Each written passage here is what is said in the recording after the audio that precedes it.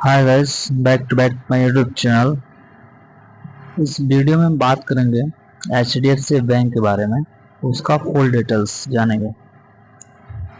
जो इस साल यानी कि 2026 में जो बैंक की अर्निंग हुई, जिसका पेनिट्रेशन रहा है Q1 का, उसके बारे में बात करेंगे। तो इस वीडियो में फुल डिटेल्स में जानेंगे कि बैंक ने किन किन एसेट के थ्रू कितना अर्निंग किया है और कितना प्रॉफिट बैंक को हुआ है, कितना लॉस हुआ है। इस वीडियो में हम डिटेल्स जानेंगे। और जो इस बैंक के अकाउंट हैं उनको आगे चल के इस बैंक में प्रॉफिट होगा या लॉस होगा, उसके बारे में फुल डिटेल्स समझानेंगे। तो जो इसका रिजल्ट आया हुआ है, जिसका पहला रिजल्ट आया वो 2025 को आया है, 19 जुलाई को।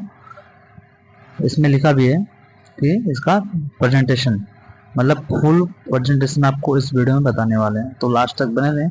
फर्स्ट टाइम हमारे चैनल पे आए तो चैनल को सब्सक्राइब और लाइक कर लें।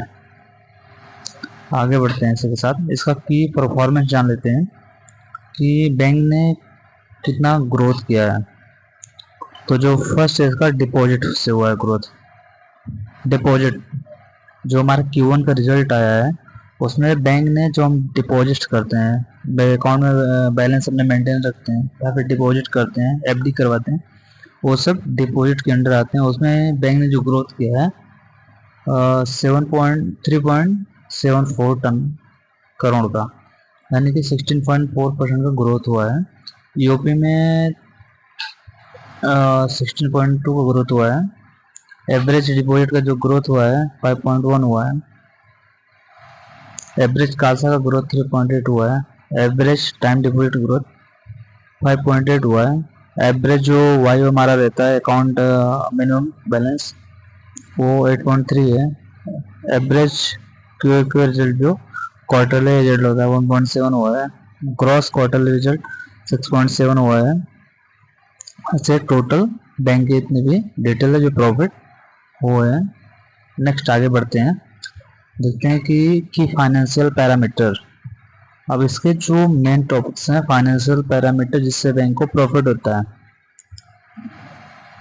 नंबर 1 पर आ जाता है एवरेज डिपॉजिट में कितना देना पड़ता है। मान लो बाय द वे बैंक को जो year of the end profit हुआ है वो 16.4% हुआ है।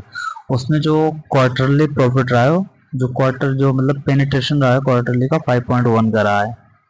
सेकंड है प्रॉफिट ऑफ द टैक्स। इसका मतलब होता है कि मान लो बैंक को 100 करोड़ का प्रॉफिट होता है, तो ये विथ टैक्स है। टैक्स के विदाउट बैंक को कितना प्रॉफिट हुआ है वो इसमें बताया गया है। जो क्वार्टर का प्रॉफिट हुआ है 23.7 हजार करोड़ का प्रॉफिट हुआ है विदाउट टैक्स के। सेकंड है एवरेज एडवांस अंडर मैनेजमेंट। तो इसमें 27,423 करोड़ का ग्रोथ हुआ है। फिर उसके बाद आ जाता है ग्रॉस NPA। फिर नेट इंटरेस्ट मार्जिन है। इसका मतलब होता है जो हम लोग लोन लेते हैं उसका जो हम इंटरेस्ट पे करते हैं उससे कितना ग्रोथ हुआ है 3.35 का। जो हम लोग रिटर्न उसमें FD करते हैं उससे बैंक को जो प्रॉफिट हुआ है वो 1.9% का हुआ है। फिर सेकंड आता है core cost to income ratio. Third आ जाता है कैपिटल एडिक्वेंसी रेशियो आ जाता है। फिर आगे बढ़ते हैं हम इनकम स्टेटमेंट। बैंक इनकम कहाँ कहाँ से होती है उससे बात कर लेते हैं। एक होता है इंटरेस्ट इनकम होता है, एक होता है नॉन इंटरेस्ट इनकम होता है, तीसरा फिर आ जाता है रेवेन्यू पे बात करते हैं, ऑपरेटिंग एक्सपेंस हो जाता है, फिर प्रोविजनल हो जाता है, फिर प्रॉफिट बिफोर टैक्स होता है, फिर प्रॉफिट आफ्टर टैक्स होता है। तो बैंक को जो प्रॉफिट बिफोर टैक्स है 212 है, विदाउट प्रॉफिट के 161 है। आगे बढ़ते हैं। ये आ गया हमारा रिजल्ट Q1 का।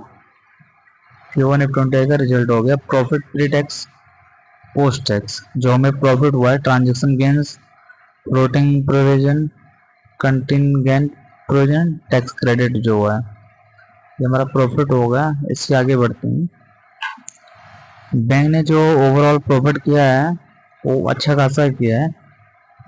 बीच में एक बात बोलना चाहूँगा कि ऐसे डेली अपडेट जितने बैंक है सबका प्रॉफिट, डेली मार्केट अपडेट, ये सब जानने के लिए चैनल को सब्सक्राइब जरूर कर लें और लाइक कर दें।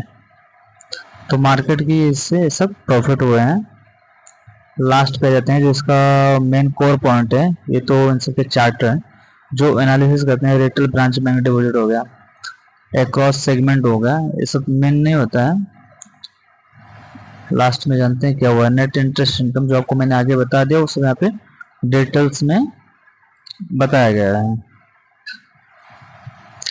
मेन पॉइंट में आते हैं जिससे कि जो HDFC के अकाउंट्स ओपन हुए हैं उन लोगों का पैसा सेफ है या अनसेफ है, उन सबको देख लें इसमें। तो ओवरऑल जो बैंक को प्रॉफिट हुआ है इस ईयर, बैंक ग्रोथ में चल रही है, इसके लिए बैंक जो है डिविडेंड भी प्रोवाइड करेगी 1:1 का।